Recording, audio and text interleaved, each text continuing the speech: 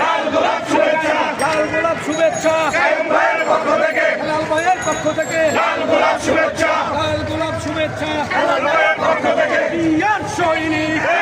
লড়াই করো, দেখো লড়াই করো, জিয়ার সৈনিক, কে বলে রে জিয়া নয়, জিয়া সারা বাংলায়, জিয়া সারা বাংলায়,